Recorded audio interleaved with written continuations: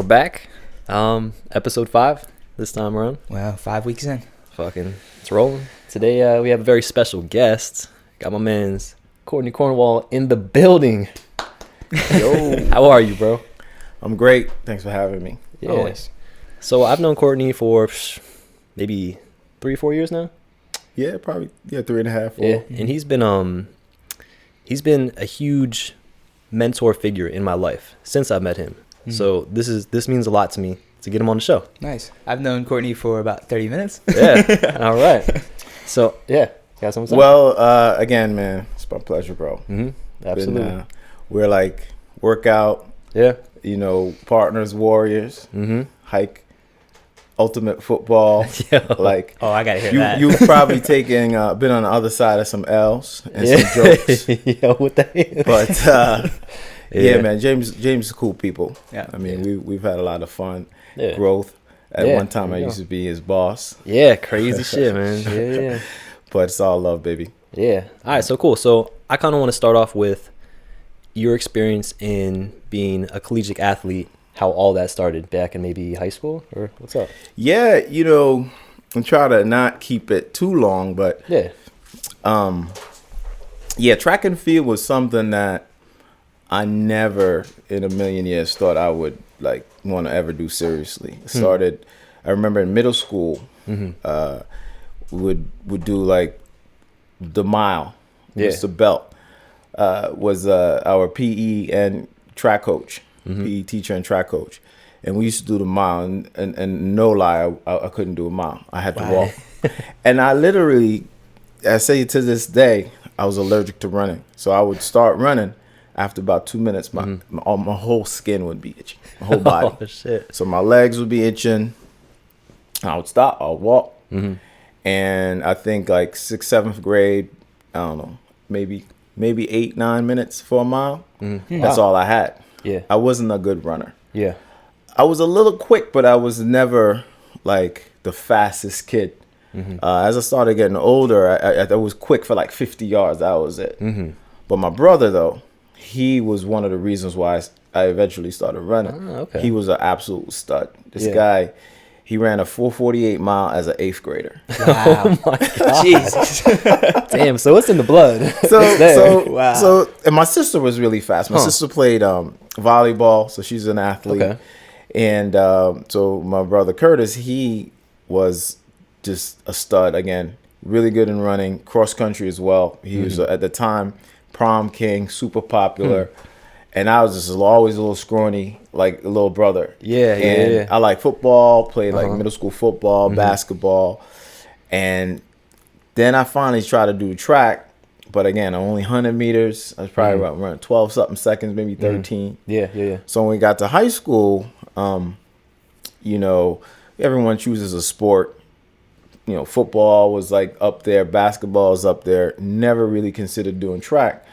But my brother's like, hey, what are you gonna do for college? This is when I was in 9th grade. I was like, I don't know. I'm just gonna go to whatever college I want. Yeah. I remember him laughing at me. Yeah. That's not 14. how that shit We works. grew up in the hood, man. I mean, so this is Inwood out there, Long Island, Queens area. So Okay. it's like when you graduate, you go work the corner, or you go, work in some store or something. And my parents, we didn't have money. He didn't have money to send me to college, so that's why he was like, "Well, what's your plan?" Yeah. And it hit me right then and then. So I was probably at 14, in middle of 9th grade year. So I was doing indoor track. And so this is what he did. He talked to my parents, of course, my mom, and my mother was like, look, you need to run track. I was like, nah, I'm playing basketball. And then the track coach comes to me and he's like, you're running track. Your parents told me you're running track. Yeah. And essentially I got forced to do it. Wow. Wow. Damn. Huh. Yeah, I got forced into it. And I wasn't good. I didn't like it, didn't want to do it, thought it was stupid. And I was getting crushed. And I remember after my freshman year, my last race, I ran the 400 meters and I ran 55 seconds, which is respectable. That's decent. fast, Yeah. bro. It's decent. For a boy, it's decent. Okay. To give you some perspective, 55 seconds is really good time for a senior high school girl. Okay. When I played sports in high school, all the tryouts were you had to get it under a minute. Right. That's what they wanted. Yeah. So if you run a 400 meters under a minute in high school, you're okay. Yeah. You know, it's But it's not special. right. You're not. So 55 was good. I remember after that race, my coach came to me and said, "Look, you know, you ended on a good note, and I think next year is going to be really promising." I was like, "Whatever, man. This is over. Yeah. I'm done." But then I would spend my summers in Virginia with my brother. I lived in New York at the time. And my brother, literally, I thought he was putting me in a military camp. Yeah. He had me wake up with his college roommate. Wow. Running like 3 miles. Was he running track at the time? My brother was just finishing. Okay. So all his roommates and friends, they were on a track team. And they were Olympic athletes. Wow. So with my mentor, Greg Houghton, he's an Olympic medalist, 3-time Olympic medalist. Wow. World championship medalist. This guy was just different. I learned so much from him. Was he part of that group? Yeah, as part of that group. Okay. My brother's roommate Kennedy, he would take me on these 3-mile runs, and then we'll start lifting, and that's when I got into lifting weights. Wow. So the summer between my freshman and sophomore year started like running and lifting. Yeah. Did that affect the running at all? Oh yeah, I mean Okay. I didn't know then, but I was 15, and so was working, started getting some like a self accountability, making some money, becoming independent. So my sophomore year went back to high school, and I wasn't good, man. I still wasn't good. Really? Even after that summer? Yeah, I at that point I wasn't Yeah. good because you're not done growing yet. Yeah. You're just starting, honestly. And I have a 19-year-old. My son is kind of like similar. I tell you about him a little later. Yeah. But anyways, I go back, and it was a pivotal moment. It was like an indoor championship. We call it the Melrose Games. It's like the most prestigious indoor track meet, like in Madison Square Garden in the metro area. Wow. Okay. So like certain high schools, you have to qualify, and it's super important. Like you get to run on TV, all this stuff. Yeah. So I remember my buddy Wayne Henry, he pulled his hamstring, and he was like one of the fastest guys on the team. So I was like the next guy. Oh, man. I had to fill Pressure's in. on. So you talk about pressure on. So It's a big stage to fill so in I on. remember being on that team, and they're like, "All right, put him last. We're gonna give him a big lead, and all you gotta do is try your best, finish, and we should be able to qualify." Yeah. They gave me probably like a 4 or 5 second lead. Yeah. I got the baton in my hand. I ran my best. Yeah. I mean, I legged it out. I put everything I got. Nice. I remember. I could never forget this cat's name, Justin McKnight. Light-skinned brother from Uniondale High School. Uniondale used to be a powerhouse for track and field out in Long Island. He ran me down. He passed me probably with a second and a half to go to the line, and they ended up winning. And they went, and we didn't. Damn. That was like the most painful thing I've Really? experienced. But I couldn't run any faster. That's all I had. Yeah. And I remember after that, my brother, I talked to him after. I'm like, he's like, don't worry, you're gonna become better.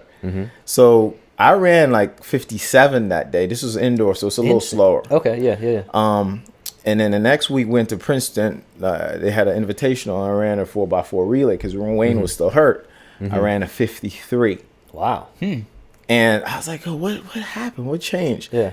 And I think it was just the mindset. Like, Really? all you could do is your best. And then the end of the year, I had the fastest time on the team. I ran 49. Wow. Think about that scope, Damn, right? that's 55 massive. to 49. Yeah. So now 49 seconds is a really respectable time for any level high school boy. Yeah. Right? And so then- now you're in the boys bracket. Now I'm in the boys bracket. Let's go. I got away from the ladies. Now I'm in the boys bracket. Yeah. And then I got serious. Yeah. Then you started training. Went back to Virginia. Trained more with my brother. He gave me some amazing workouts. Started lifting more, taking it really serious. Next year it was night and day. It was All American. Finished like 3rd in the nation in the 400 indoors, outdoors. That's amazing. Broke all these records in New York State. Was a state champion. It was, but a lot of it was just kind of like learning. Yeah. As you go. Getting beat, getting made fun of, and then I could have gone to any school that I wanted. I ended up actually after high school, I had to go to JUCO for a year or 2 years. So I went to Essex County in Jersey. Okay. And then I went to Ohio State for the rest of my eligibility. And that's kind of how I got into collegiate running. And at one time, I contemplated going to the pro ranks, but it's a whole nother level. Yeah. And I think that's a life right there. It's a life. And to your point, I got to a point where I wanted to do more. I wanted to do something different. So, but I just never stopped working out. Fitness stayed with me. College was fun. Had some great teammates. Yeah. How was your time at the Ohio State? It was crazy, man. The Ohio State, some great memories. Still have some great friends. When you go to Ohio State, the first thing they tell you is how to like hate Michigan. Yeah, really. Wow. So we have this rivalry going, and regardless of what sport you play, what you just learn to dislike them. I think it's amazing. It's part of the orientation, huh? It's part of the orientation, but it's also like respect. Yeah, because they go hard too. But I had a great time. I mean, I had great teammates. I had some teammates like Andrew Pierce. This dude ended up going on some world teams for us. Wow. We had a couple of records there together. My buddy Joe Brown, actually, he's one of the. I think he is the associated head coach there now. Oh wow! So he still stayed, and he does a great job out there with that program. But we had great memories, man. Travel all over the country, of course, compete. That's awesome. It's amazing. It's cool how your brother, like having someone like that in your life, to just kind of, hey, let's take this path. For sure. And it's altered everything. I mean, if not for him, I mean, who knows, right? Like I don't really know, but he gave me, it was that soft push, like in that direction. Yeah, and I think that community that they kind of just put you in, like when you came out to Virginia on the summers, like. Did you realize kind of like the greatness around you when you were working with them, or was it just like, yo, I'm just gonna do what they're saying, or what? Yeah, I just it was unbelievable. You know, when you're around some people, you see them do stuff and you can't believe it. Yes, so bro. It's like, all right, well, I'll do what they say, right? Because you don't ever even think that you can be close to what they're doing. And it's funny, man. You hang around people with that's successful long enough, you figure kind of like you start doing the same thing. Yes, bro. Yeah, I mean, it's everyone says it's cliche to you surround yourself with those you want to be like, but it's so true. 100%. It's one of the most important things you can do with your life. Oh, for sure, man. Like my brother and I, we were super close. Now we're actually going out of town this coming weekend to play golf. We play golf at least once a week together, and we bring our different groups of friends and the community mix and match. That's awesome. So how was that transition from being a collegiate athlete to the real world for you? That's a great question, man. I would say it's the same. So when you're a collegiate athlete, like you get in, or you get what you put in, right? So you also sometimes you can be really, really good, but there's someone that's better. Yeah. And that's hard to swallow sometimes, especially from high school. Especially for you, bro. Yeah. Are you competitive? I'm competitive. This is the most competitive human on the fucking planet, bro. Yeah, I'm here's the thing. I'm competitive. Like, he knows me. But there's a lot of people that might not think that I'm competitive because they don't know me. Yeah. It's this dude, a friend of mine.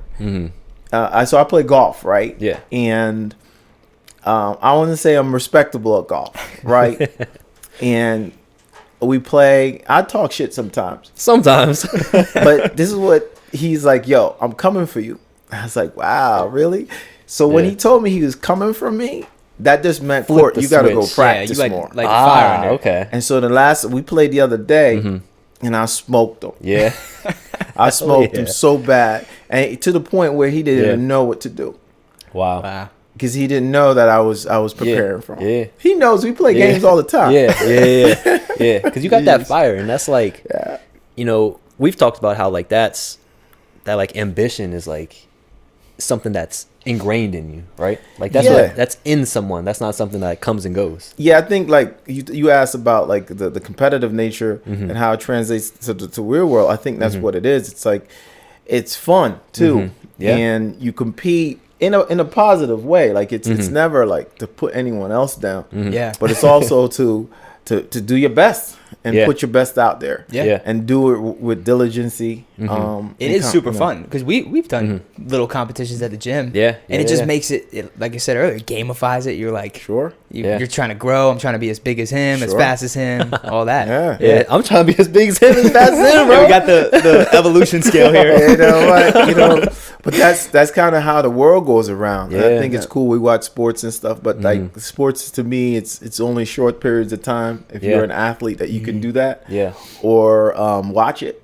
But like life, I think it's a sport too, right? It's like you just even if you're in an office setting, you can compete with sales or with anything, whatnot. You can compete in a healthy way. Like we my buddy Josh, we ran the personal training department together at Equinox when we went there a few years back, and we were really competitive, and we set out to have like the best gym of Equinox. You accomplished it, bro. And culture, and like we ended up getting the award for it. That's amazing. I think though, what was really cool is when we had to represent. We had to go to Equinox games, basically. Yeah, tell me about that. So the Equinox Games is where every year they have basically a celebration for awards, group fitness, personal training managers, just leadership. Yeah. And so all the leadership at Equinox. But what they do is they put you through like a gauntlet, a race, where you have teams, your leadership teams, and then you go through like a relay style event. That's and awesome. so Equinox at the time had 110 clubs. And they took at least 3 representatives for each of those clubs. Wow. Put us in heats, and we had to compete. So this is like pull-ups, kettlebell swings, lunges. So it's not just the numbers. You gotta put your mouth where the money is. You got right? to really. That's awesome though. It really is, because like you talk about fitness and you can't do it. It's like you really about fitness. Like that brand is so strong because I feel like it is just. Put your money where your mouth is. As you should, though, as a trainer, you should be able. If you're going to teach someone how to do something, you should be able to have some experience with it. So we ended up, I think, 3rd out of all those clubs when we were there. It was, I would say, this one of the hardest things I've ever done, even with track. It beats out the whole collegiate athlete thing, because I know that's probably that was more on a daily, right? But like this is like the Super Bowl kind of thing. This was once crazy, a year. man. Like I almost yacked, and I was like, "Yo, if we don't make the finals, I ain't mad." And when he's saying some shit like that, it is for real. It was intense. We had to lunge down the beach with these sandbags.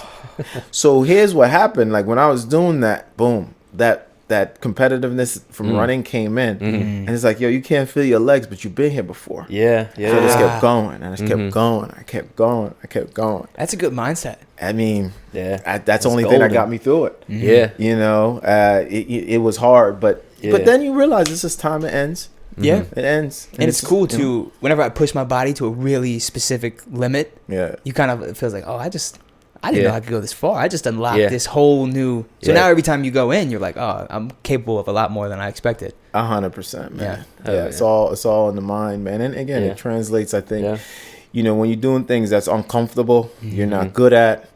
It's easy to put down and leave.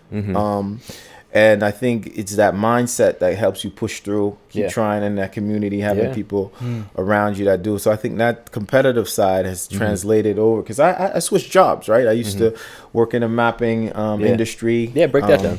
Yeah, he was telling me about that. I thought that was fascinating. Yeah, I studied that in college, GIS, and got into this mapping company, Quantum Spatial, that worked for 10 years actually for Grip. And it just wasn't for me. It was a stable job, but I always had this passion for love for movement, fitness, and then community, like people working out with people, doing classes with people, running races and all this stuff. And I came across Equinox one day, and honestly, when I went in for an interview, I didn't really know anything about Equinox, or if I was really serious about switching. But as soon as I stepped into this place, I was like, wow, this is the gym. Oh, I'm working here. Yeah. Because that was the first time, because I've only known Gold's Gym and places like that before. It's a different world, bro. Yeah, which is just weights, it's dirty. You go get in, get out, like that was it. But I went in, I was like, wow, like this is cool. It's like you were celebrated to work out. It's an environment you want to be in. That environment was, and it was so different. And I fell in love with it, and started as a trainer and kind of worked my way through to the point where I was like, all right, what's next? And the next was management. And again, like meeting James and a bunch of other amazing trainers along that way, and leaders decided that after the pandemic, during the pandemic, the next step was to kind of go into to business on my own. I think for me personally, the pandemic taught me that like I have a skill. Yeah. And if you have a skill, I mean, all you gotta do is cultivate it, and you can help people. Yeah. Where I think before the pandemic, you could probably attest to this, is like if you wanted to train people, you had to go to a gym. You had to, you had to get someone to hire you to do that. Yeah. But when you really think about it right now, no, man. You could get your own gym. The pandemic really widened your view of what the fuck you can actually do. I want to say this carefully because obviously it was a terrible thing. But there was a lot of beauty in the fact that most of the people I know in my life who are self-employed, that phase of life was where things took this switch.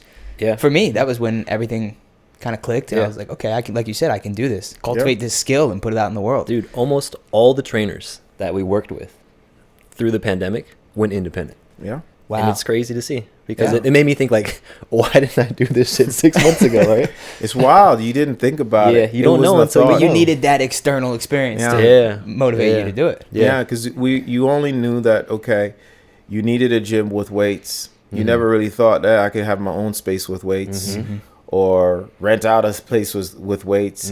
And things were different. I'll be honest. I think you could probably do that before, but it was so expensive that you wouldn't make money. Yeah. So a place like Equinox, they'll educate you. Yeah. They provide you with everything, so you come in and come out. More security. A lot more security in that sense. Yeah. And health, insurance if you need to. But listen, I'll be honest.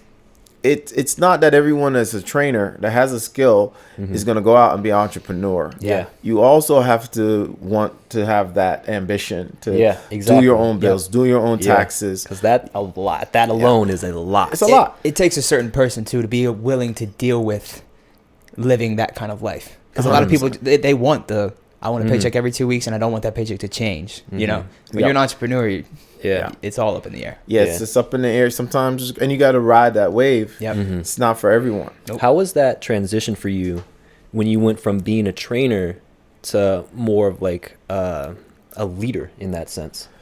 It was hard, I'll be honest, man, because I like to train. I never stopped training because I didn't like it. You know what I mean? Was it because that was what was expected of you? I wanted it to be challenged differently. Okay, yeah. I like working with people, and I still do, and I think I always will. It's just like I have clients that I just enjoy seeing, and talking to and helping, and they help me as much as I probably help them. Yeah.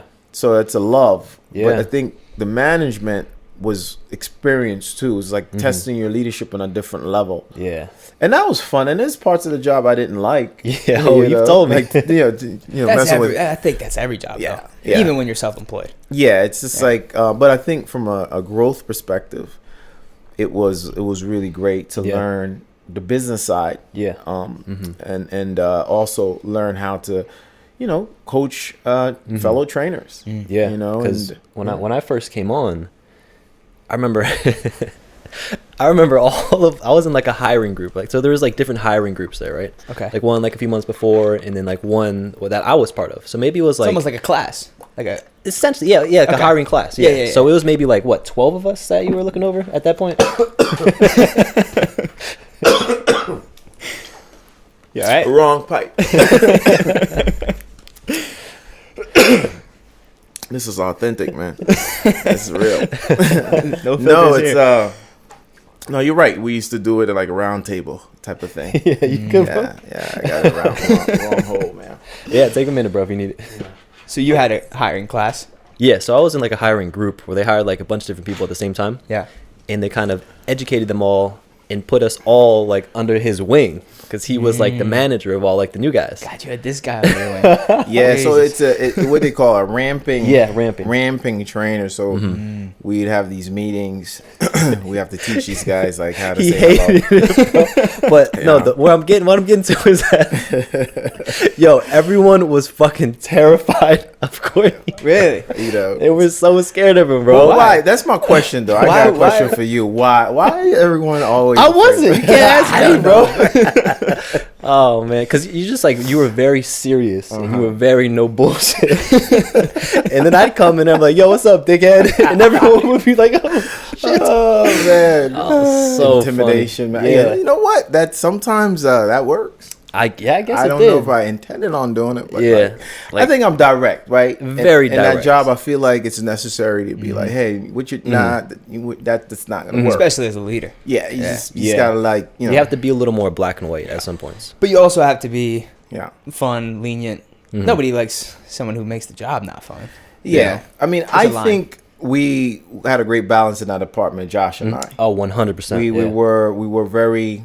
I think our personalities were really good. Yeah. For that team. Yeah, break that down. Like how your personalities were different and how that worked well. Yeah, I think Josh, his mind and his the things that he wanted to kind of implement with our crew were great, and I would fill in. I'd be like, all right, cool, that's great. And I would go out and I would execute it, whether it's a new way of presenting an equifit assessment to the trainers or weekly meetings, workouts.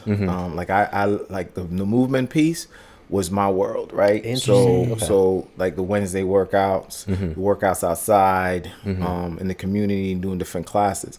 I love that, right? I think the sales side, how do we get better as a team? How do we improve our numbers?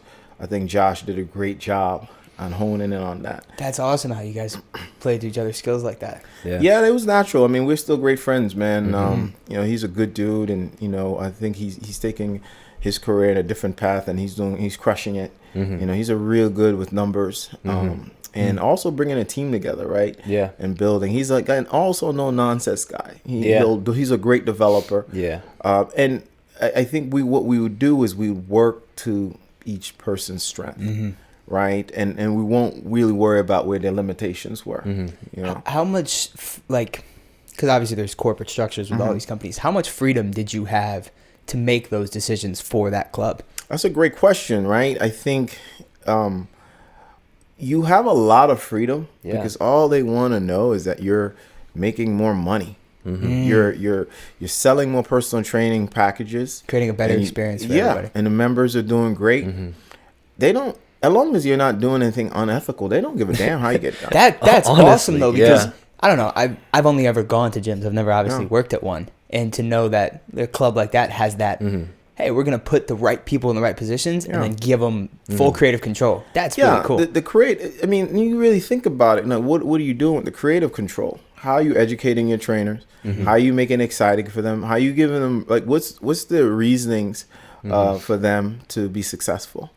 Right, you got to put more money in their pocket, bonuses, and we used to have challenges. Yeah, right. You know, you top trainer gets this many training session. You know, maybe you get a free meal, or I don't know. You know, we make a bonus out of it. Yeah, and so people compete more. Yeah, it keeps them from getting complacent. Yeah, complacency is the worst. It was a very competitive environment.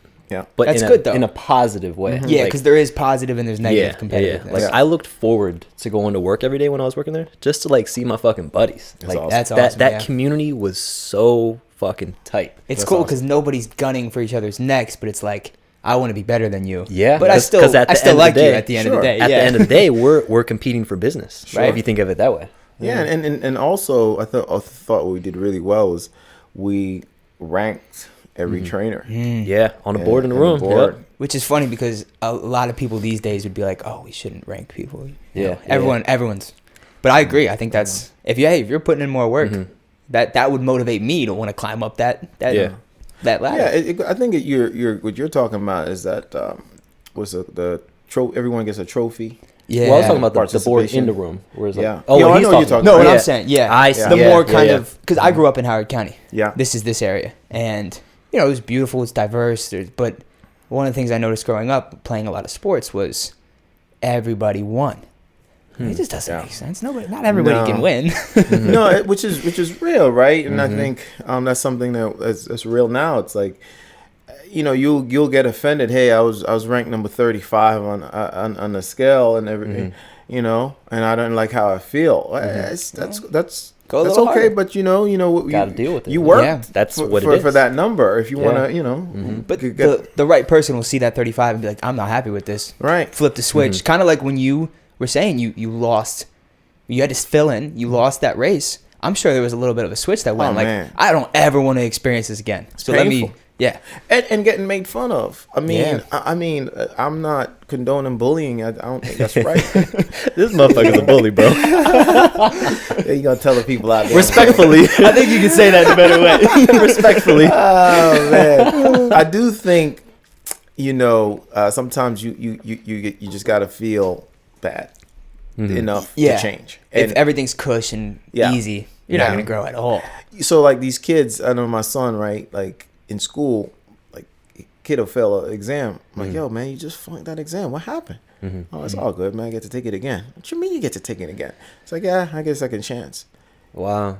But like when you start to work for someone and you fail or mess up a deal, you might not get that second chance. Yeah. Especially when money gets involved. Exactly. People, And then when you maybe get on that person, they might be crushed. They might not be able to understand why you're so upset or even recover from it. And I think that's one of the downfalls of giving participation trophies is that when real life happens, so you're working for a guy like me, a guy like him, he might not be nice about it. Yeah. He might be like, hey, listen, I'm sorry you can't work here anymore. You weren't able to do your job. Yeah. And that person might not know what to do. Yeah. And I think that's the downfall. I mean, I remember when he was little, I was like, yeah, why do you have these trophies? You guys came in third. And I think at that age, he started to really think like, I guess I don't want it. I don't want a trophy. I didn't do anything to get a trophy. Yeah. I'm good. I think it's also important if the figures in your life help you understand. Growing up, my parents were like, there's a winner and there's a loser, Yeah. Yeah. Yeah, 100%. And losing, again, it doesn't mean that it's bad. Yeah. You don't have to be sad. If you try your best and you lose, that's cool. Yeah. You learn. You learn. And maybe you don't want to be first. That's okay too. But this notion that I lost and I still need to get paid is just as much as he is getting paid is crazy. Yeah. You know what I mean? It's interesting. Yeah, man. I want to ask you a quick question because James sent me a video earlier, the running video. Yeah. Great video, by the way. Which it was one? just titled Running. Just running. Oh, okay. But so you're into running. Yeah. I have absolutely loved running. One of my favorite things. But I've had a couple like head injuries, and this is something we've been trying to debunk. Whenever I run, like I used to run 2, 3, 4, 5 miles a day, 6, 7 days a week. And then within the last year or two, whenever I run, it feels like the next morning, since I've had a lot of concussions, I have all the same symptoms of a concussion. And I don't know if there's something that might cause that you might know. Yeah, I mean, that's a great question, right? So there's a lot there, could be there. I think if you're feeling like you're having headaches, if you're maybe feeling a little dizzy, I would say maybe his level of intensity of your runs, maybe too much pressure in your body. I would say maybe trying to kind of interval your running, like maybe 1 to 3 times a week. Okay. As far as that, or change your warm up, cool down. It's just like I think a lot of it is just your heart rate, your blood flow. So a slow cool down, do your run, and that might settle your head down, and then you rest for the night, see how you feel the next day. So that's one change I would try. Different surfaces, maybe if you're running on concrete, maybe you change the surface to something softer like grass or gravel. That pressure and pounding, that might, accumulate to having more pressure in your head. A lot of it is pressure. That's almost what it feels like, a pressure headache. Yeah. Those are some of the things that come to mind first. After your runs, maybe I would say cold shower, warm shower, like cool your body down differently I guess is what I'm saying, because that might be able to bring down your body temperature. And maybe your body temperature is coming down too quick. And that might be causing some headaches later on the next day. Interesting. Recovery to me is like the most important, and that might be you might be at an age or stage. I shouldn't say age, right? People get all sensitive with age, but stage where you might need more recovery for your body not to respond that way, right? Because typically when you have like a headache, it's just like your body is not recovered, and it's trying to tell you to chill.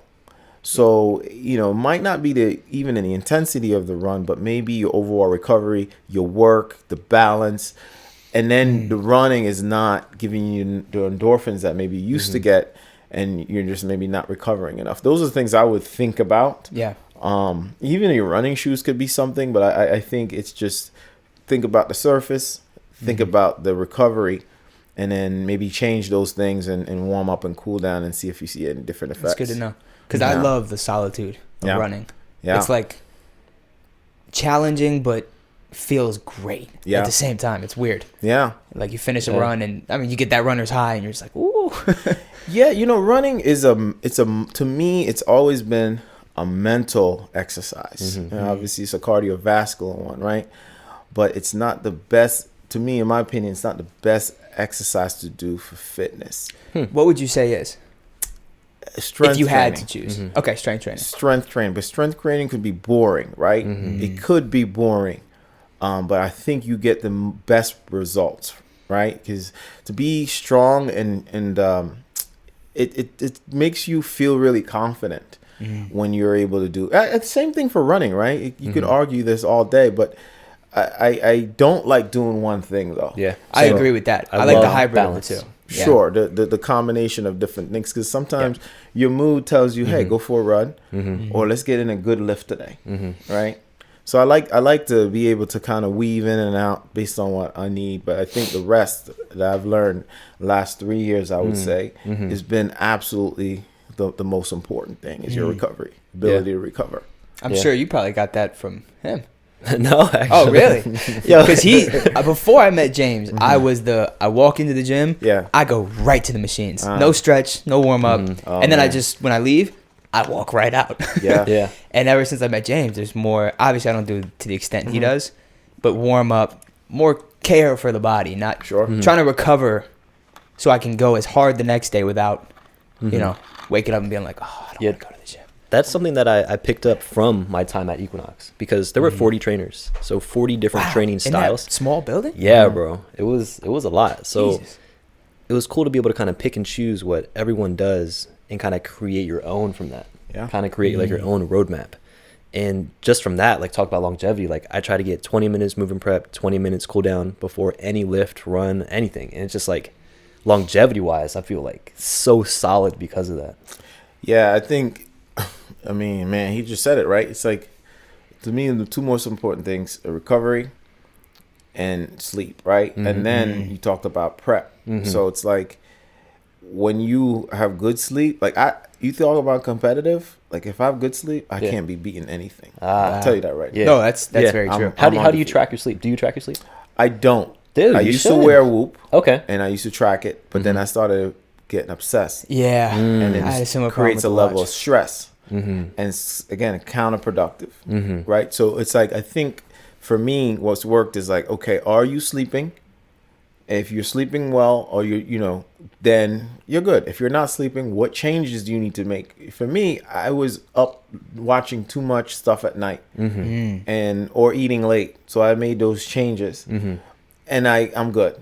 Yeah, and I know when I don't sleep well, I don't need to work out that next day. And those are the things but the tracking is important to understand where you're at. But I think the obsessiveness of it, there's no point. Like, okay, if I know I'm getting, say, 7 hours of sleep every night, I don't need to know that every day. Yeah. But if I know I'm not, then I need to find out. Yeah. Right. So I think it's just figuring out your sleep. Because once you get your sleep, you think differently. The decisions you make are different. The way you feel is different. And like the rushing the workouts, if you're a young guy, young gal, it's cool, man. You could do anything when you're young. Yeah. You don't need to warm up. But when you get any significant number of age, upper 20s, 30s, 40s, that is going to be pivotal for your performance. 100%. It's like, do you think athletes warm up? You think getting ahead of it, starting when you're a younger guy, getting the habit of stretching, that will delay having any issues? You're gonna have less injuries. And yes, I would say if you can get into good warm up prep as even a teenager, and you take that with you, you're gonna have less injury. That's why injuries happen. Yeah. Your body's not ready to perform at that level. You get in there, you throw 200, 300 pounds on your back, like come in a raw, like your body, you'll do it. Yeah. But it's not ready to do it. It's just like a car. It's also the ego. Sometimes. Yeah, the ego. Yeah, that's a big one. I had a problem with that before I knew anybody in the gym. Because it was like, I don't know these people. Everyone's a stranger. You're like, oh, I want to compete at their level, this level, but I wasn't at that level or this level. So it was kind of like you're loading up the squat rack, and then you like, damn, why does my hip hurt this morning? And that's why people will work out for the first 2 months of the year and then stop because hey, this really hurts. Why am I doing this? Like, how do these people do that? It's like that disconnect. Yeah. Interesting. I always thought it was more. I'm sure there's a balance, but people. But one thing there, man. Yeah. So one thing that I want to get back to that I just like thought about was, so we mentioned about movement prep, right? Like collegiate athlete over here, right? How long was your movement prep when you were getting ready for a meet? Oh, 30, 45 minutes. That's what I think about. You see the top performing athletes, they're not in the gym doing like a 2-minute thing. I want to be as prepared as them. I don't want to be the guy foam rolling between squat racks. Yeah, man, it's when you start to think about it, like an answer a lot of people say, oh, well, they do it for a living. I mean, that's true, but it's like you're gonna, like football, you're gonna get in every position you can think about, power position, athletic position. You're going to be on your back at some time. I mean, you're going to be all over the field. Your adductors need to be stretched. Your thoracic, and you just can't go out there and play because then you're going to get hurt. And it's the same thing for almost every other sport. You got to have some type of warm up to perform because now you're performing against someone just as good as you. So, like, if you're not as warm, you're going to lose. Yeah, that could be that little bit. That's it. That pushes you above. You're done. I think you can apply that to all aspects of life. Yeah. Just if you're going to do something, show up and do it the right way. Yeah. Like, if we're going to race, like, cold hamstrings. Yeah, we're both pulling something. You're going to pull. Like when we used to play ultimate football, right? Oh, yeah. Some of the guys would come cold as shit, and they'd be fucking limping off the field. They'd be limping. What was ultimate football? Man, it's a game we used to play every Sunday about noon in Bethesda. And it's what's really cool about Ultimate Football. It's a great community game. And it's what we used to do, a part of Outrun Gravity games too, is you have a football and you have two teams. And basically, you're trying to get the football into the other opponent's end zone, but you can't run with the ball. Once you catch the ball and you can pass it anyway, underhand, overhand, sideways, you can hand it off. But once that person possesses the ball, they have 3 seconds to pass it to one of their teammates, but they cannot run with the ball. They can't. Wow. You can't. It's not a. So you plant your feet once you catch it. Once you get it, you have to pass it forward, backwards, sideways. Doesn't matter, but you can't run with it. So it's a great team game. Anyone, any ability can play. We play a lot of co-ed games. Wow. And they're super competitive. Now, I can run as fast as I want. James can throw me the ball, and wherever I catch it, that's where I possess it. Now, obviously, if you're in the end zone, that's a touchdown. That's the idea. Now, you can also go real long, throw a long pass, and you drop it. The other team gets the ball there. So whenever the ball hits the ground, the possession goes to the other team. So it's really... So fitness-wise, man, you're going to get gassed. Because you also have to play defense. And it's non-contact. So you can't... So the only way to get the ball from the other team is to knock it out. Interception, fumble, whatever it may be. Yeah, you can also do interceptions too. Interception, fumbles, or to bat it down. Yo, that shit got so competitive. Oh, I bet. Especially a bunch of people like you two. Oh, my God. My man Brandon Jones. Jones my gosh. Man. It was great. I mean, we've had some times out there where it got so competitive. But after, it's just like so much respect. That builds such a good community. Man, they need to build the Equinox in Colombia. I like everything I've heard. Switch right away. Yeah, that's cool. We had a good group of guys, and we still. I'm gonna try to get us out there. Yeah, let's go. I'll bring him down there, bro. Yeah, man, I'd love to. Yeah, I've never been. Yeah, I always thought, because I never knew any of this. I always thought, well, it's probably just it's more expensive than Lifetime, just fancier. But no, I'm sure. It's a whole different vibe.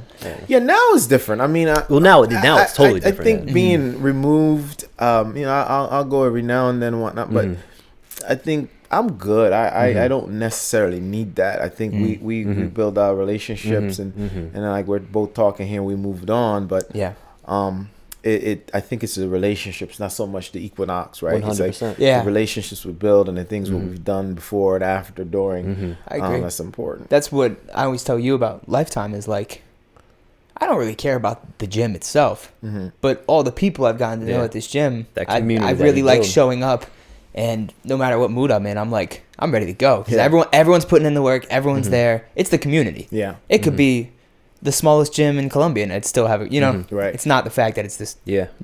So how do you structure your lifts currently? Like, do you feel like you have that community where you work out yourself? Yeah, man. So my training now, it's always been the same.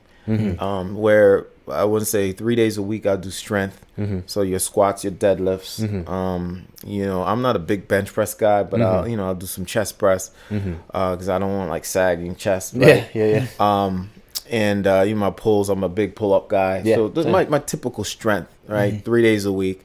And then the other, I would say 2 days or so, 2 or 3 days, I do some type of intervals. I love kettlebells, so I play around with them, add in mobility. Okay, so still like strength intervals. Strength intervals, but like more dynamic mobility. Animal flow, kettlebell flow. 1 day a week I'll do a run row where I run a quarter mile on a track or a treadmill, and then I row for 5 rounds. That is my benchmark, right? And I really think benchmarks are important. It lets you know where you're at. Exactly. Because you can work out and you can get fat. Yeah. You can be working out, you can get slow, you can work out every day, and you can, be soft or whatever it may be. There's a lot of factors at play too. There's a lot. And it's just not it's just not the fitness. Right? But I do my run row, and I look at the time, and if your time is getting worse, then you're getting worse. Something's off. Yeah. And I try to do that, and then like maybe a jog. We talked about the 4 mile run or 5 mile run, increasing pace. But I like to mix it up. Like we'll go hiking, like you said. I don't hike, right? Like regularly. But it's like, hey, let's do old rack. Cool, man. Yeah. And I do it. That's cool. Yeah, my that's feet the cool might thing hurt about a little hiking. bit, but it's not a big deal. I liked the whole thing you said of switching it up. That keeps it fun. Yeah, I don't ever get bored, and when I do, I just do something different. Exactly. I do a lot of core work too. You talk about prep. I just do some videos sometimes, like on Instagram, and usually that is when I finish my workout or when I'm starting. So it's like a 5 to 10. We used to coach this stuff. 5 to 10 minutes. Getting your body ready to kind of lift heavy, and so we'll do some of that. But it's always, I do simple things too. It's like you don't have to be the most complex. That's the thing too. You don't have to do the craziest shit in the gym to get the same results. No, that's something I learned from you. Basics. Yeah. Less is more, man. Yeah, like you don't use barbells, right? I have a barbell. So I have a herniated disc, right, and I've had it since college. So I have to be very careful when I'm like lifting really heavy. And so barbells, sometimes it just takes 1 second for you not to concentrate sometimes for you to get. And I've also had hernia surgery, and I just don't want to go back there because it's a very long recovery, of course. So I play around with barbells mostly on landmines, so landmine squats, presses, cleans, things like that. But for me personally, it's always like, what do I need to lift to maintain my muscle mass? Break that down. And for me, it's like, all right, for example, if you're going to like squat, say this is 2 1/4, 225, like you got to do that pretty regularly, right? Because that's how strength training works, is that you get to a number, you got to do it regularly. And with my schedule, I do a lot. Train my clients, running this business, play golf, I have a child. So I just don't have 2-3 hours to be in the gym doing those types of lifts. So I like to do more what I call workable weight, right? So I have a weight that I could work at that challenges me strength-wise. And that's usually about, I would say, right around my body weight, which is like 190 or so. So that's pulling that weight, right? And that's kind of where I live. And I feel like I'm pretty strong. Yeah. Muscle mass is good, but I don't go to max weight. Yeah. And that's really interesting. I just don't have, to max weight, you have to do that a lot. It's just what it is. And I rather work at a workable weight, meaning that's something I can do 6 to 8 reps that challenges me versus 1 to 2 or 3 reps where you got to put the time in. You have to also have time to rest. Yeah. And because we want to be in there every day. Sure. Yeah. But that works for me, right? Yeah. And I think it's like, and that's not advice to anyone. Like the biggest knock I think on giving fitness advice is that I'll say, hey, do this. And I don't know what your day is. I don't know how much sleep you're getting. I don't know where your limitations are. You know, I think it's just guessing. So if someone's listening to this and they're like, I'm gonna do what Courtney does. I'm like, you know, it might not work. Yeah. But there is a, they can apply some of the things you do. Sure. That's something I've always done is I take all these things from people I meet like James, yourself, or anybody at the gym. And it's like, I didn't like that. I didn't like what James showed me. It didn't feel good. But you can kind of find all these variations between all these things. Sure. Yeah. So I think you're right. It depends on the person. Yeah, it really does. I mean, I just did this, I think last time we spoke, I was doing the precision nutrition, deep health. It's not deep health, but it's rest, recovery, and sleep certification. And like one of the most really like informative things I've learned is there's so many parts of your overall health that's outside of fitness. Yeah. You know, that you have to consider. So it's like your economic status, you know, obviously your mental health, your environment, right? Like not even talking about sleep yet, but there's just so many different factors, you know, your levels of stress, your relationship, your sleeping conditions. Like there's so many the things that go into, you know, how you show up every day that you have to consider. And that's why like with the life coaching things that I do is just like assessing that, well, you know, because your goals will change too, right? And there's just, I think there's just so much to kind of consider outside of the barbells, dumbbells. Yeah. There's so much more to it. Like, honestly, like, I probably get just the same or maybe even more out of going to the gym for my mental health than I do for physical health. I agree with that. Because just like, it's like an outlet, you know what I mean? Yeah, I've also know that in our industry, a lot of us, I'll just throw myself in there, are obsessed. Yeah. And I'm not saying it's wrong, right? Because you're trying to be healthy, right? But that obsession can, you know, tell you, you know, your body's telling you to take a day off. And that obsession doesn't make you take a day off. You take a rotator cuff. Or you blow your knee out, your back, whatever. Or doing something, we talked about this before we got on, doing something at a low scale. Doing a 2 or 3 instead of doing an 8 or a 9 or 10.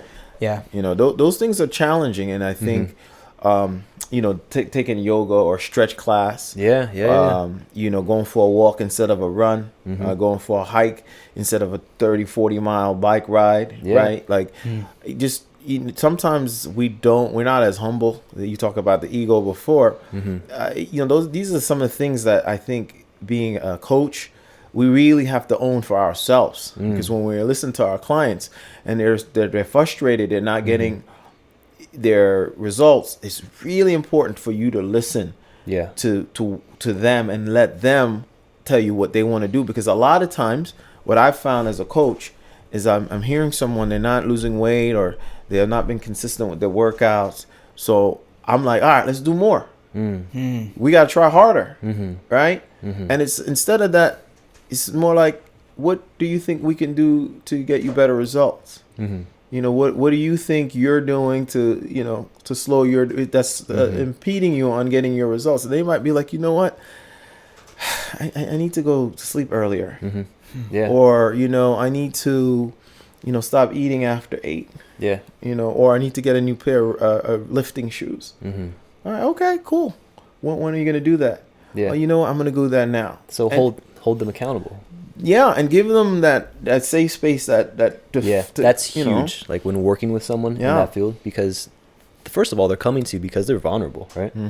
They're allowing themselves to be vulnerable to ask someone for help, which can be so fucking hard, especially in fitness, because you know, body composition comes into play. It's very I've had some in-body moments where it's like, oh shit, like so in-body is like a machine that you use that breaks down like the whole skeletal muscle, fat content, all that stuff.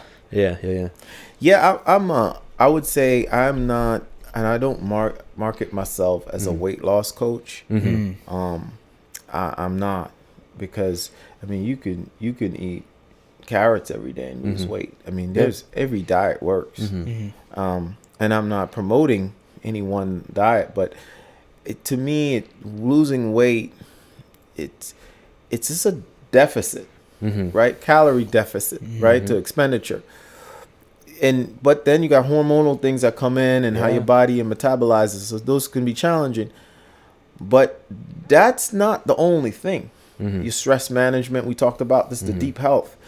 And so if you have a client, you have a great program for them, they're compliant with it, but the other parts of their lives, you don't know what's going on. It can affect that. And then they don't lose weight. What are you supposed to do? It could it could put them under more stress. For sure. Yeah.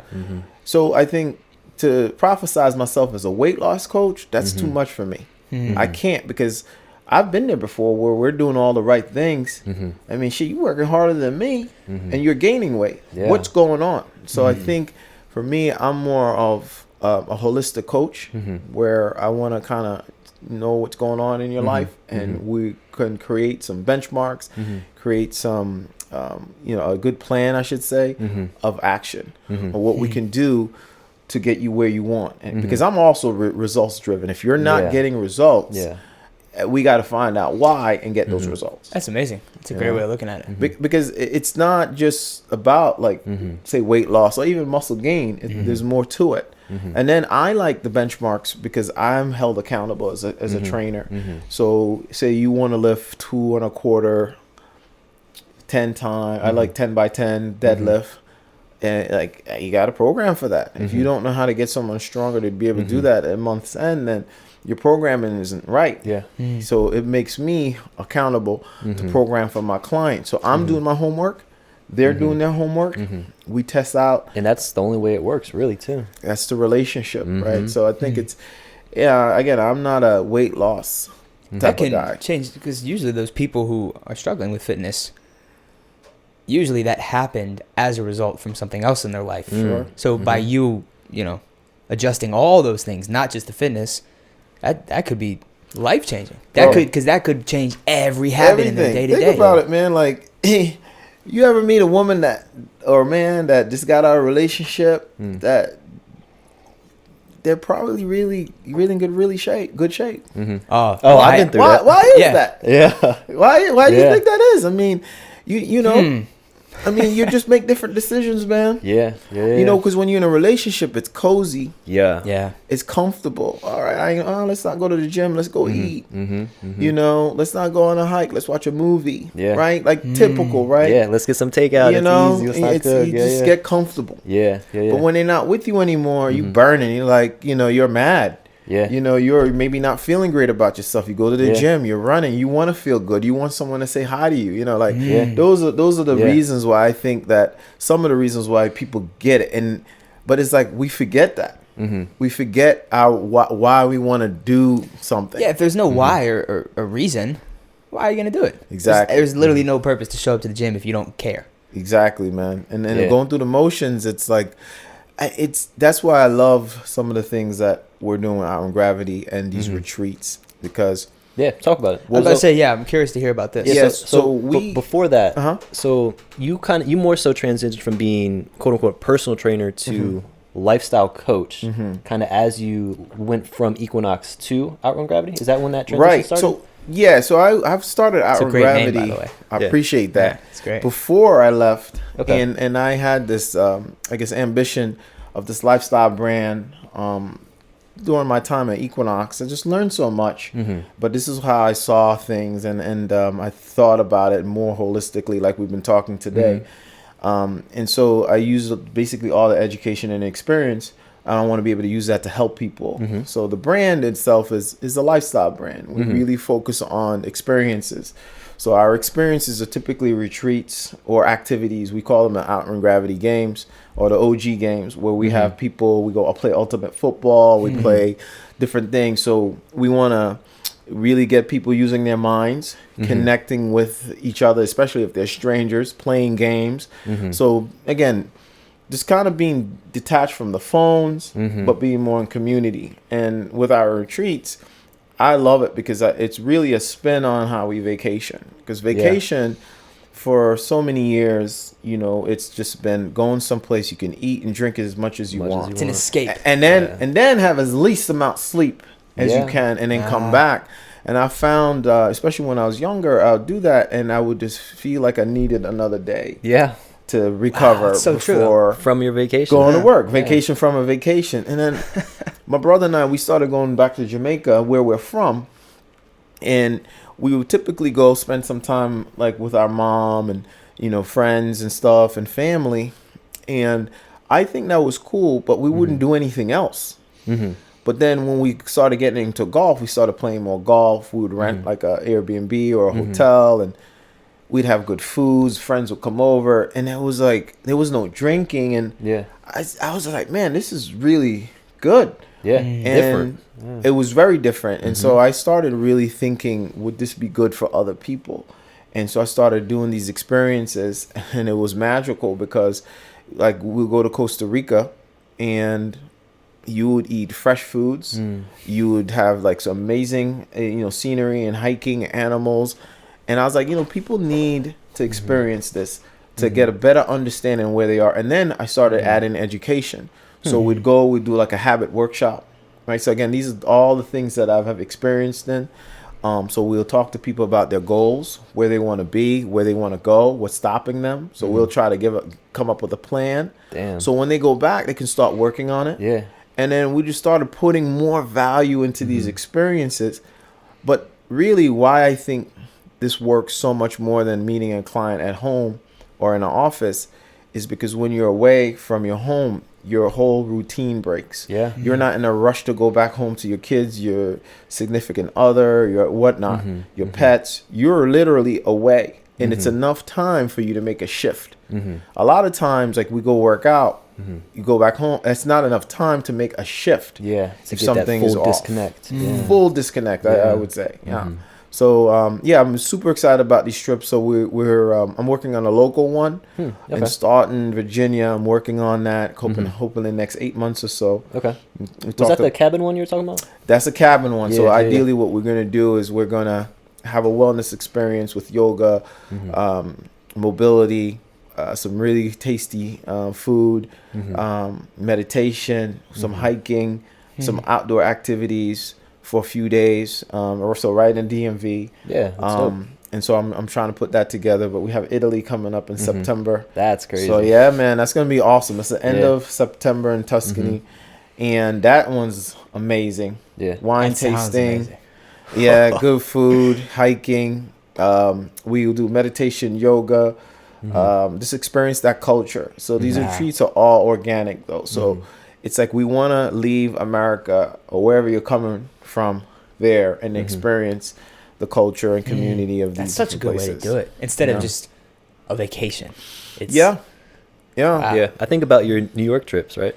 Because you go, you come back, you're like, I need a date. So well, like, my job description is a little different. But that's facts. I think that is something I experienced. I go to New York and LA a lot for work and music. And music can be, it's a lot of nighttime.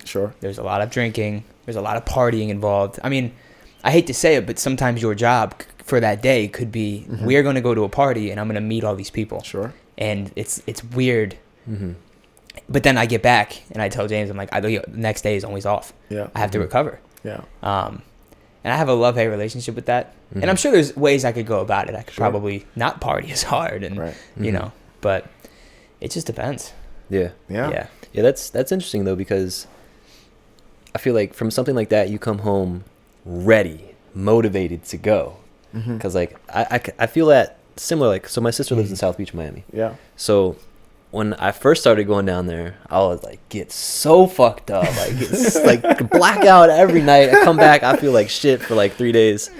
But now we go get like a nice breakfast. I go run on the beach. I drink like maybe once when we're there, and I come back just ready to go. I love it. That's I've told you this, and you kind of touched on this earlier, having the people around you. That's the big thing about these music trips is if I'm in a location for a week and I'm creating a lot with people I don't normally create with, who are probably generally better than me, when I get home, I can ride that inspiration wave for weeks. Sure. And it's just, like you said, sometimes you come back and you're like, whoo. Yeah. I needed that. Yeah. It's like getting out of your head sometimes. It's just like, and how you mentioned you're doing a local one, it's just like, you don't have to go to a different country to experience that. No, and that's the thing. It's like we talked about the Equinox model before. You work at a gym, you don't realize that you can actually train people in a different environment, on Zoom or wherever. But now you think about it, you don't need a location per se. It's just experience. And that's what I got caught up in initially starting this business. Was like, I had to go and get the best place and accommodate. No, you just need to get somewhere that's comfortable, but you can have that experience for people to take with them. And I just think it's life changing. We had this golf retreat in Costa Rica in January, and this guy came on, my man Ira. He's 69 years old, and he plays a lot of golf, and he's gone on a lot of golf trips before. And he said, I think our retreat was different for him. He said it was life changing. Wow! And just at 69 years old, for someone to say that, it's just like being exposed to really good cuisine, stretching, yoga. We played games, we had entertainment. Just putting all that in that experience.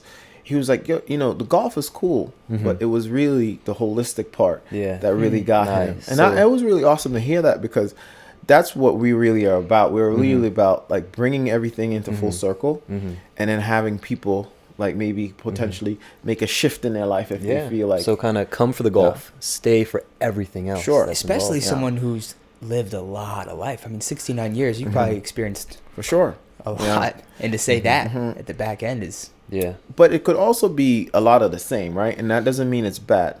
A lot of the same is like you don't know better. You don't know different.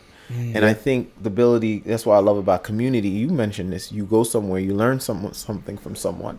And you might not have intended to, but you're open to it now. Yes. Right? Foods, it's the same thing. Like some people eat the same foods, but they just never been experienced to different foods. Like in our culture, it's very like that. Like Jamaican culture is like arguably the best food you can have. We had a guest on, and he was saying the same thing. Right? And we are waiting for them to, they mentioned inviting us for dinner. Now we're just waiting for it to happen. We're talking about like oxtail stew. He's like, that's the best. Yeah. It is. I mean, Jamaican culture is, it talk about food is amazing. But if that's all you know, you're still limited. And I think for me to go and go these other places and try these different cuisines, and I think it's awesome. You learn too. And I'm seeing hybrid. I saw someone make an oxtail pasta situation. Wow. It's like, and it's really awesome, right?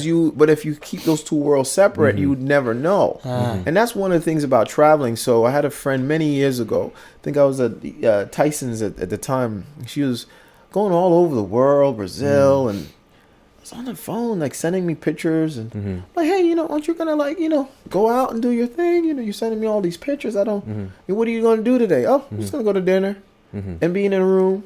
I'm like, really? You're not gonna kind of like go see the country and like interesting. And what's interesting is like a lot of times we get caught up in the social aspect of the look at me, I'm traveling the world. Right. This is where I'm at. And it's like you don't actually let go, and you don't actually feel. And I think that was another ambition I wanted people to get an understanding of. We had that party a couple months back. The fall one, right? The fall party. Just to get together all my friends and family. That was amazing. No one was on their phone to the point we didn't have any pictures. That though, whenever I go on a trip and I come home with no photos, I knew it was a good trip. It was a good trip. Yeah. It was really good because you're engaging in conversation. You're looking at people in their eyes. You're hearing what they're saying. I have a film camera, and I do like to bring that, because you can't see anything. I don't know what any of the photos look, and I like to snap the moments. Right. Because I think it is cool to have things to look back on. For sure. For some nostalgic memories. For sure. But it is nice because it's not digital. I mean, that tool like that is great.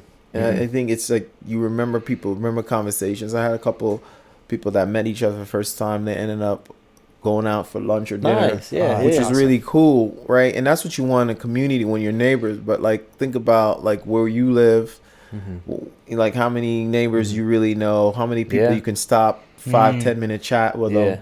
And I think that's the sense of community and being detached. Like one of the things I tried my very best not to do, because I always feel some type of way when I'm in an elevator and someone's on their phone. We've talked about this. I can't. What? Do you want to say something or what? It's not even that. It's just like I feel like I'm not a human. Yeah. Oh, I see. Well, because you're right in front of this person. Mm-hmm. Yeah. Yeah. I've just been at. How's your day? How's your day been? Or just hi. Yeah. Or hi. Josh actually just. No, we're not talking about this. We'll talk about this later. Josh just stop. And Coach James is hanging it on, right? James always wants to talk about something. No, that's private. That's private. But I see what you're saying, and I think, at least in my generation, because I'm a little bit younger than you guys, it's something that's just not as prevalent. And it's, I don't know. All my friends make fun of me because it's like I act like an old guy, like the way I move about life. But it's just kind of, I always grew up with everyone in my life. I'm the youngest sibling. Everyone's always been older. Yeah. So I kind of watched how they moved. And that's the cool thing about what you're doing is like, not many people are prioritizing those things. No. I mean, this is the first time I've heard of a company, at least in this area, doing something like this. Yeah, I'm sure, you know, we live in a world where, you know, I don't think anyone's reinventing anything, but or inventing anything. But I think it's cool, right? I feel like there's an opportunity to help people, and I want to say that's my purpose, is to be able to like help someone become better version of themselves or situation or shift. Right? We don't have these experiences and say you're gonna, you know, get exactly this. It's going to be different for everyone. Subjective, right? You know? Yeah, someone may not enjoy it. Yeah. Which is like the same gentleman we were talking about. It blew my mind. We at the end of the trip was like, hey, what was your favorite part of this trip? He's like, favorite part of the trip was getting out from the airport. It was as we arrived, was stopping at the side of the road and getting fresh fruits from these locals.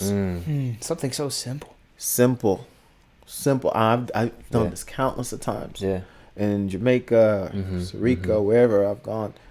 And I just think it's great. One, you're helping that local person. You're putting money right in their pockets for farming that fruit or vegetable and giving it to you. Like, it's just straight. So you're helping that community. And it's organic, super It's probably fresh. the most fresh thing you've ever eaten. Super simple. You eat it right then and there, and you go on your way. It's a win-win. It's a win. It's great, but like honestly, right? So you talk about experiences. How many? I mean, I can imagine you have a certain amount of money, you travel a certain way. That might never be a thought. Yeah. You might never feel comfortable to do that. You go stay in an all-inclusive resort. You just changed scenery. You're still in America, basically. But here's the thing with all-inclusive resorts, right? You're staying there too. You're staying there. Yeah. Hundreds of people in there, thousands of people in there. There has to be some level of like produce, right? Like you have to be able to, you know, maybe you're not getting your pineapples from the local guy because I don't know, maybe he doesn't have enough. Yeah, he doesn't. He can't keep up with that demand. Or that demand or whatever it may be, right? Is now maybe it's not real anymore. Yeah. Right? Like that I think it's like you got Wi-Fi and all that. So it's like you're basically at home but just somewhere else. Exactly. The same walls. And that is not an experience. That's just not. My dad moved to Costa Rica 2 years ago, and that was the first time in my life where I got to every trip I've ever taken in my life. I grew up in a middle class family, and we would take family vacations, and it was never about the culture. It was about it was still, don't get me wrong, a beautiful time, but the first time I ever got to really experience that is going into Costa Rica, and he's not living in a resort. He's living surrounded by locals, driving on dirt roads. You're at restaurants with locals. You're in these little wood restaurants that you never thought were there. Right. And you get this entirely different experience. It's cliche, but it's life-changing. You're like, wow, there's this whole other side of the world, and these people are so friendly and happy to see you. They don't care where you come from, and amazing. It's amazing. It really is. I mean, but it's funny, we talk about social media and stuff. It just makes it does make the world smaller, but it doesn't necessarily make certain things better. I just think that like it's an opportunity for you to be more curious, and that's what we're trying to do, is get people to get out aside. Like the same guy I talk about, he jokingly complained about not having a TV in his room. That's cool, man. You know, it's cool. Yeah. You know, we're not here to watch TV. Right. Exactly. So like people live through their phone. For sure. But you're trying to have them live through their body. Social media is a tool, but not enough people see it that way. Yeah. I make a living using social media. Without it, don't know where I'd be. It would be different, yeah. Yeah, but there's a line where it's like, okay, you have to experience life at the same time. And it's really hard to separate the two. I struggle with it. Yeah. But yeah. It's just what it is, man. Especially when we're trying to talk and capture different audiences. It's just what it is. I am not a hater of it. You have to appreciate it. I just think that you also have to be very conscious of what you're doing when you're doing, and I think being in an elevator. I mean, it could be really bad. You in the elevator, someone could have a gun on them.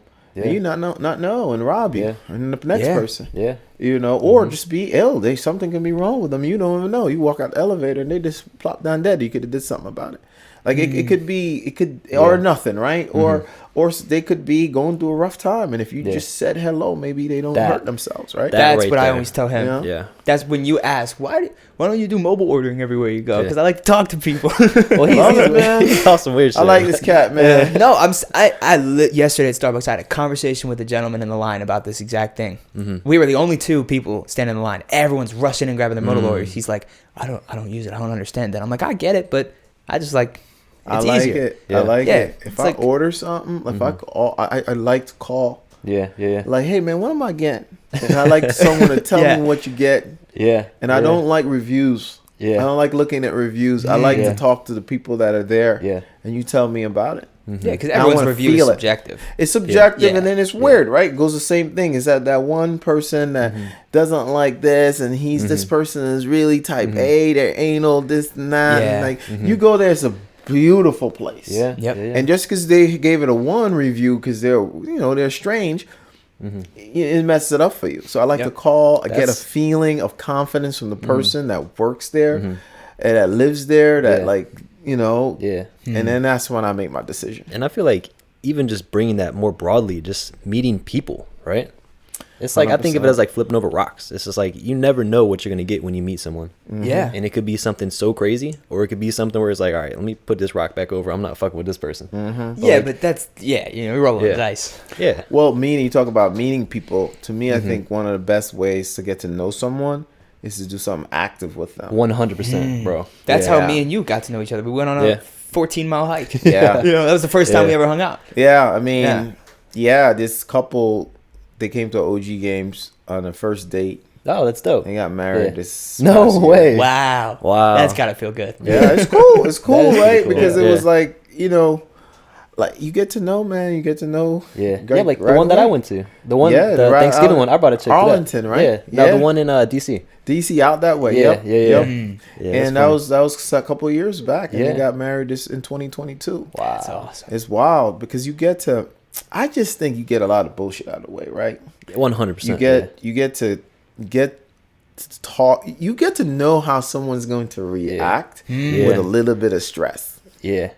But when you're eating and drinking, you're the best version of yourself, man. You're gonna tell you what you want to hear. I'm gonna be the best guy. I'm great. But if I'm suffering. But if you're gonna get me, if we're working in a team together, pass the fucking ball, man. Yeah. No, like even like something as simple as like getting a lift in with the girl for the first time. Yeah. Like you learn how you communicate and how they communicate. You can get a lot out of just something so simple like that too. Yeah. That's pretty cool. It's also with that is you immediately understand that you guys have a lot in common. Because if someone's at the gym, they're taking their health seriously. They probably take their diet seriously, their sleep.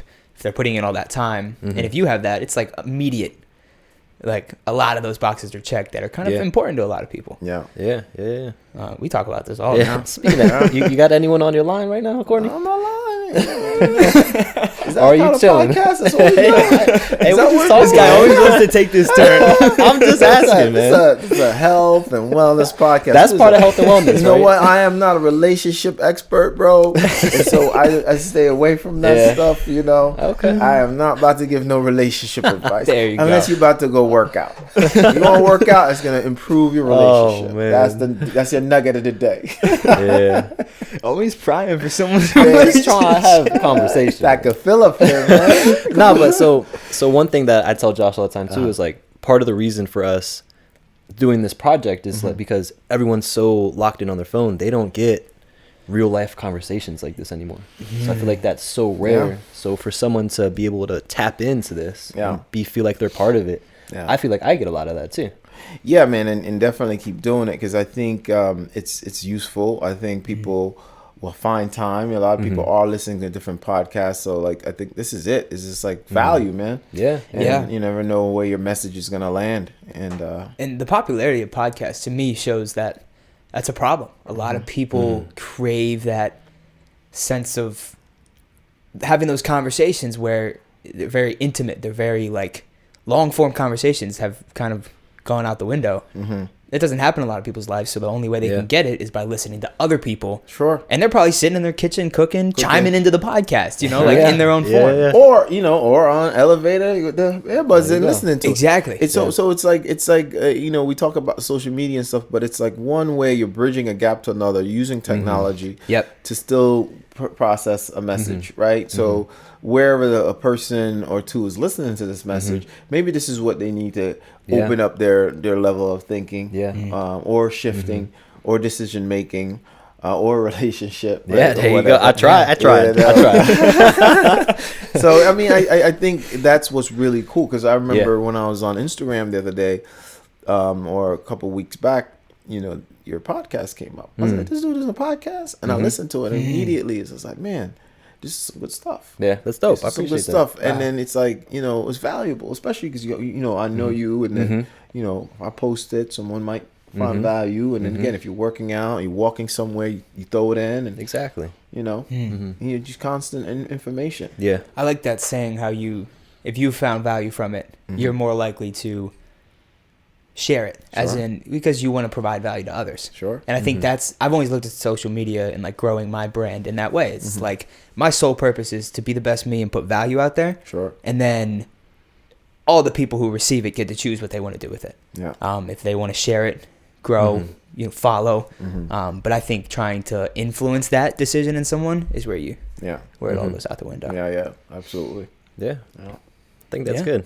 I would agree. Yeah.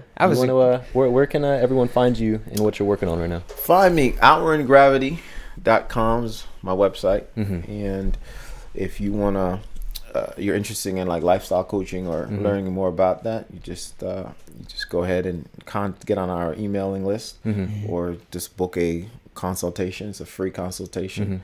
Instagram is Courtney Cornwall with 3 L's. 3 L's. Wow. Damn, because he be taking hella L's. There you go. We had to get corny joke in here. He's got to give one. He had to be on brand. I think someone took the 2 L's, man. They got like 2 followers or whatever, but it's all good. They took the 2 L's, so it's Courtney Cornwall and Instagram. Same thing on TikTok. I have like 3 TikTok videos. Oh shit, you on TikTok? I just started messing with it. All right. And yeah, you just DM me if you're interested in hearing more or learning more or connecting with me and our experiences. You can go on our Outrun Gravity page and check out our upcoming retreats. Got one in Italy coming up in September, and then we have Jamaica actually coming up next month. Nice. Wow. There's only 2 spots left for that one, so I'm excited about that.